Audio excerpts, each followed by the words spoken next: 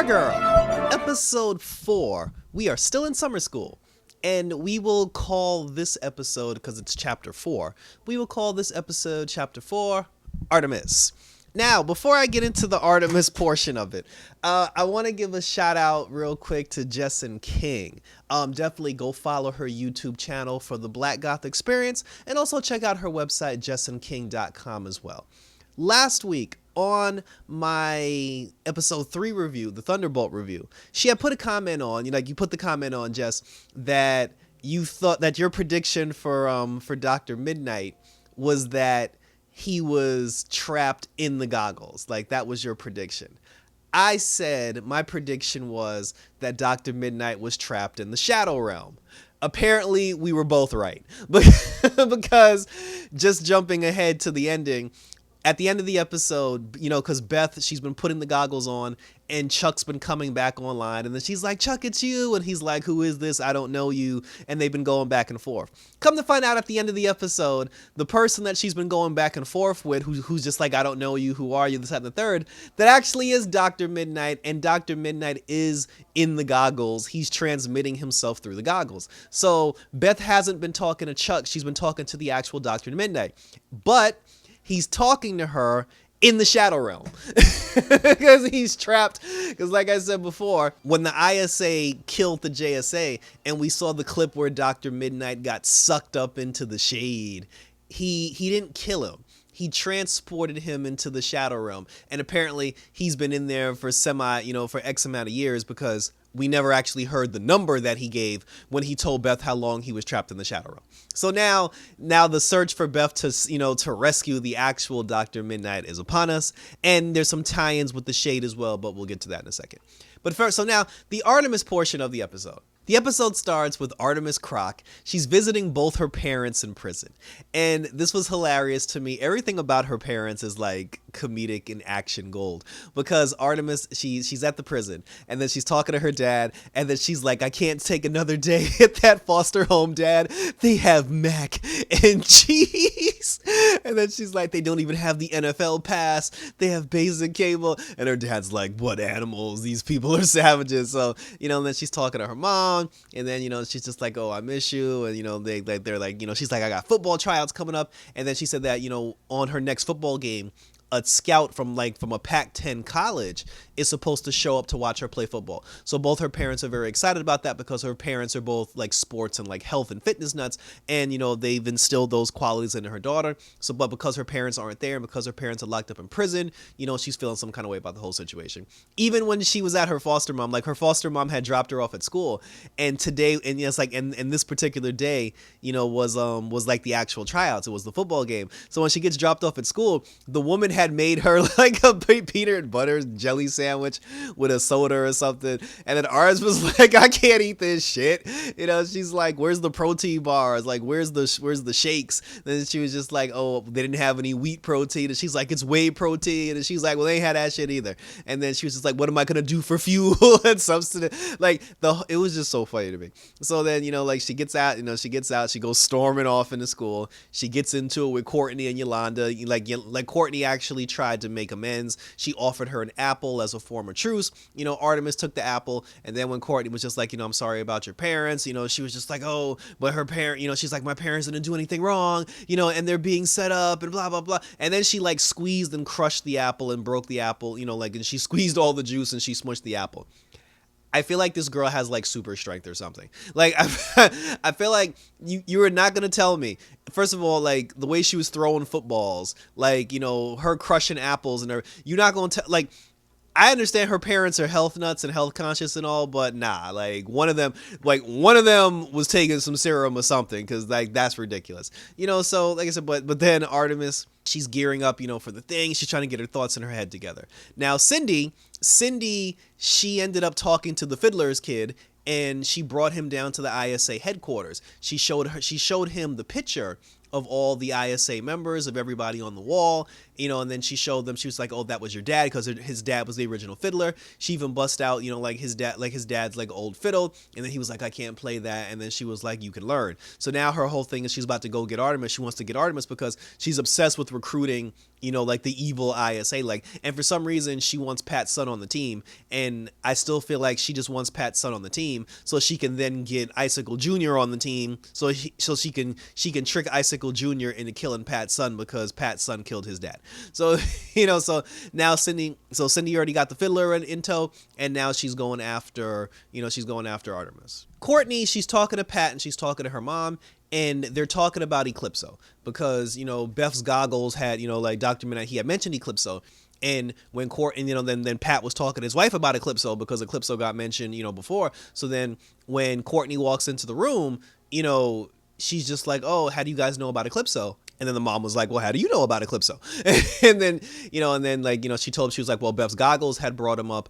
And then, Pat was just like, Eclipso was like dangerous. He's like the baddest of the baddest of the baddest of the bad. And then Courtney had to promise her mom that she would do research before she goes jumping in head first because she doesn't want to get killed. So she ended up going to the library. Now, before she went to the library, and this was the one thing about the episode that actually pissed me off. All the new JSA, Beth, Rick, Courtney, everybody, they're at a diner. And for some reason, Yolanda has a job at a diner. And there is no sensible reason as to why this girl has a job at a diner. And if you want to look at it from a story standpoint, her parents sent her to summer school because we all know what happened to her in episode 4 or whatever, the Wildcat episode. Her parents are like overly conservative and like this, that, and the third. So anyway, her parents sent her to summer school despite getting straight A's just so they can quote unquote keep her out of trouble. Now, my whole thing was, if that was the case, you would just have her stay home all summer and just keep her around the house. Because if you send her to school, there are other kids at school. So to say like, oh, it'll keep you out of trouble, aka keep her away from boys, there's kids in summer school, so she's going to interact with people. Now you gave her a job. One is going to make it harder for her to do the JSA thing, and having a job at a diner is the most sociable thing a teenager can do. So it's like her parents are just like, oh, we want you to go to summer school, we want you to get a job to stay out of trouble. And like I said, and when they say trouble, they're talking about boys. And they put her in 2 situations to actually get into the trouble that they're trying to avoid. That doesn't make sense to me. But I mean, at the end of the day, I guess it's supposed to justify Yolanda getting out of the house and being able to do the Wildcat thing. Rick's still feeding the dog, aka Solomon Grundy. So then Courtney ends up going to the library to look up information about Eclipso. When she's at the library, she gets run up on by the Shade. And Shade has a conversation with her, and he's like, oh, you pathetic child. And I swear to God, I love this dude. the fact that he throws Shade, is crazy to me. So, but he's talking to Courtney, and he's like, you ridiculous child with your silly outfits and your costume jewelry and blah, blah, blah. He tells her, he's basically just like, oh, he was like, oh, did Pat Dugan tell you that, Eclipso killed Dr. Mid-Nite's daughter? She was only 10 years old.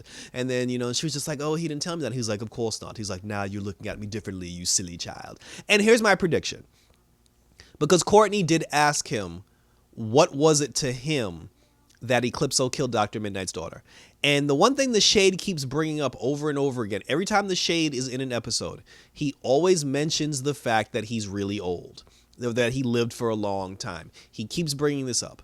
My prediction is, depending on how old he is, and because the thing is, he said that because Courtney was like, oh, you just want to get your hands on Eclipso so you guys can team up and take over the world. And he was like, you nearsighted fool. But he said, but he told her, he said that he wants to get his hands on the black diamond, and he wants to chuck it into the deepest, darkest part of the ocean.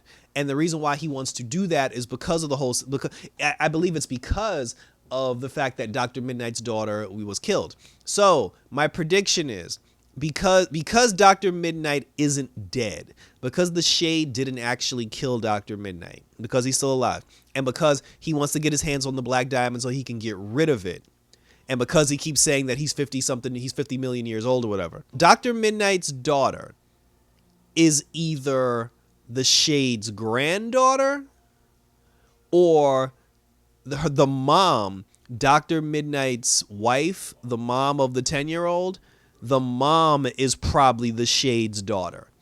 And the beef that they had was Dr. Mid-Nite married his daughter. They ended up having a child, and the Shade wants to get rid of the Black Diamond because Eclipso was responsible for killing his granddaughter. I also feel like the Shade has an alternative motive because because he said there's good and there's evil, and he was like, but I'm bad, I'm not evil. So, I feel like there is like another evil purpose to this thing anyway. But so that was it, so then so after that, so now Courtney's just like, she's kind of like questioning everything, and she wants to go roll up on Pat to ask Pat about the whole thing about Eclipso killing Dr. Midnight's daughter. And then, she goes home, she asks her mom, she's like, where's Pat? And then, that's when the mom tells him about the whole thing with the Croc family. Because the scenes at the house, too, were funny, too, because when he was just like, he was like, Pat, you got a nice house here. Because what happened was the Crocs they broke out of prison. They ran up on Mike, they kidnapped Mike, and they told Pat, they said, you let us hide out at your house, just let us hide out at your house until our daughter's football game. We'll watch our daughter's football game, and then after we watch our daughter's football game, we'll put ourselves back into prison. So the Crocs were staying at the Dugan household. Sportsmaster and Pat had a conversation, and then Sportsmaster was like, hey man, he was like, how come we're not friends? He's like, you and I always got along. He's like, how come we never became friends? He was like, because you tried to kill me. Because at first Pat wasn't trying to have them stay with them, and then he was like, first of all, dude, he said, we didn't come back to Blue Valley to get revenge on you and the Scooby Gang, and then like Tigress, and like Barbara, they were talking, and then they bonded over, because first he was just like, do you want coffee? And she's like, I don't drink caffeine. And then she's like, you want water? She's like, what kind of water is it? I was like, these stuck up, health conscious bitches, but then they ended up bonding over their motherly instincts, because they said they were both frustrated with their children because they love their children's drive, but they kids don't listen. So then after that, when the time came, Pat took them down to the football field. Courtney found out that they were on the football field, and Courtney went to go run up on them, to go confront Pat and go confront the Crocs. Artemis, she's there. The football scout is there. And then, Artemis was a little shaky at first, but then her parents were in the stands and they ended up like yelling towards her and cheering. They were like, hey, sweetie, like, we love you, Artie. And then when she saw her parents, she got her ass in the gear, and then she was throwing them passes. And then she took one dude. This is what I'm saying. Like, this girl got super strength that she don't know about, because she grabbed this one dude by the face and like dead ass, like mushed him into the dirt. But, then she threw the football. The scout was interested, like even Pat, like when Pat saw her throw the football, he was like, well, goddamn, so the girl got skill, the girl got talent. And then Cindy shows up, and then I love me some Cindy shows up, and then when she sees Courtney coming, she uses Eclipso to create like this vision of the SWAT team getting ready to run up on the Croc family, the Croc parents. Artemis, she's affected by the jewel. She looks over, she sees the hallucination, and then the black kid from Black Lightning, Tavon from Black Lightning, he's still on Stargirl. He's on the football team, and he only did one thing in the whole episode. And when Artemis thought that the SWAT team was gonna run up on her parents, she took the Gatorade container and she hit the black dude. She hit Tavon with it, and then she ran up on Courtney, and then she started beating up Courtney, and then they had to yank her off of Courtney, and then she snapped out of it, and then everybody was like, yo, this chick is crazy. And then after that, her parents ended up having a conversation with her, and then they told her, they said, honey, like, what they said about us was actually true. Like, we were criminals, but then they were just like, because of that, we're paying our debt to society, and you're going to be a big star. You're going to be a big football player, so we have to step aside and let you do what you do, because you know what you're doing. We got you. We love you, blah, blah, blah. And I find that whole conversation extremely awkward, because I found out that both Tigress and Sportsmaster, the actors that played their characters, were named regulars for season, like, they've been cast as regulars for season 3 of Stargirl. So they're obviously not going to stay in prison. And I feel like maybe the reason why they're regulars on season 3, maybe they join the JSA when they find out that Artemis went to the dark side. Or maybe they join her on the dark side. Well, I know is they're going to be regulars in season 3, so that whole conversation they gave her was flat out BS. So, and then after that, she got a phone call from the scout, and then, the talent scout was like, yo, your talent is amazing. I've never seen anything like it, but unfortunately your temper is out of control, because he saw her when she went ballistic and went crazy. And Cindy wrong for that too. Like, I love me some Cindy, but like, you ain't shit for that. She just ruined that poor girl's hopes and dreams. And then, but because she got a temper, she got mad. She threw her phone on the floor, and then Cindy ran up on her, and she's like, oh, I have a new team that you can join to exact your revenge. Ha ha ha ha. And now Artemis is going to join the is going to join the ISA. And then Courtney, for some reason, she felt like Pat didn't give her enough information, like the information that she wanted. So she put the costume on and she went out so she can go talk to the Shade, one-on-one and find out the information. So that was it. Thank you for tuning in. So like I said, this show's getting very good. Like the Stargirl is picking up. It's definitely picking up. I'm waiting for Icicle to come back into the fold because I want to see what he's gonna do. And then the whole Mike thing, like I'm really interested in the Mike thing. We like the black kid who now has the pen.